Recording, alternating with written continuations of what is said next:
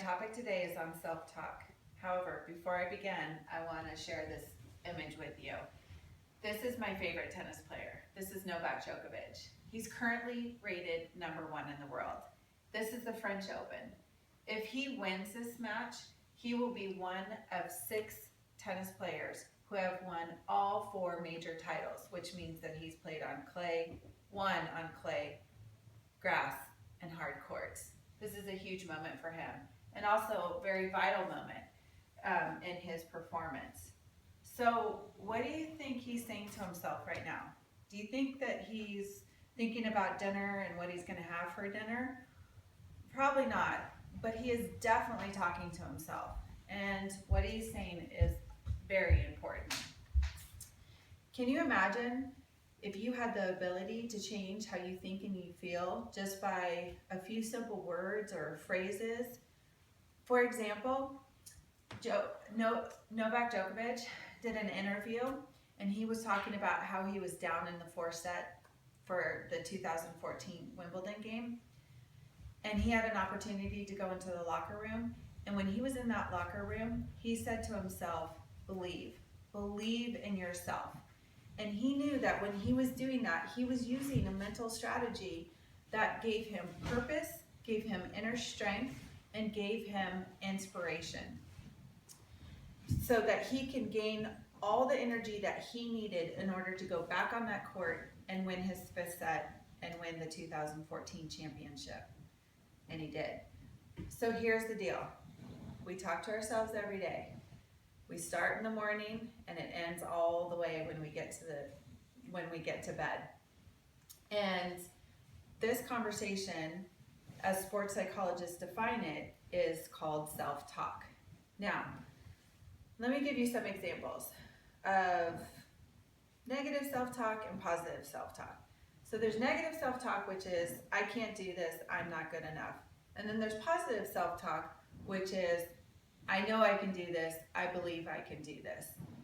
Now, when you have those 2 conversations, both positive and negative, those can affect every aspect of your lives because they affect how we feel and how we behave.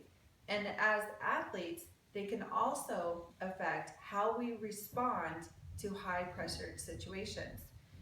Now listen, there's also research that negative self-talk is not the worst thing in the world, that doesn't always impede performance, and that some athletes actually use this as an energy to better performance and increased effort. Sometimes it's following actually a negative outburst or some kind of venting emotions, and you'll see tennis players do that for sure. However, all the research indicates that the more positive self-talk we have, the more positive results we have. So let's put this theory into application. I am going to do an exercise with you.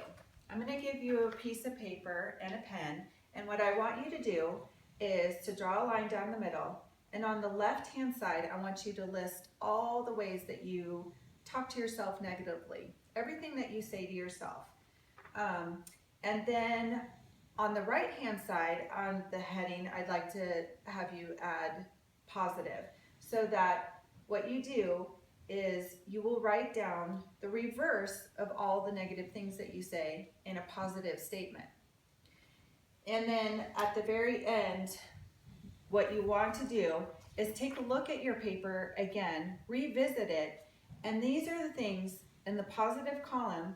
These are the statements that you're going to say to yourself over and over again. You're going to repeat it. And you're going to use these to tell yourself, and then whether it's internally or out loud, the ways that you want to feel. So try it, use this. Use it as an experiment, because this is what we know about self-talk. It affects your skill performance, motor skill performance. It reduces muscle tension. It can help you block out distractions. It can help you deal with pain. It can improve your technique and strengthen your endurance. Additionally, as you know, it can psych you up and it can help you keep feeling confident. So let me sum this up. Our minds change our bodies.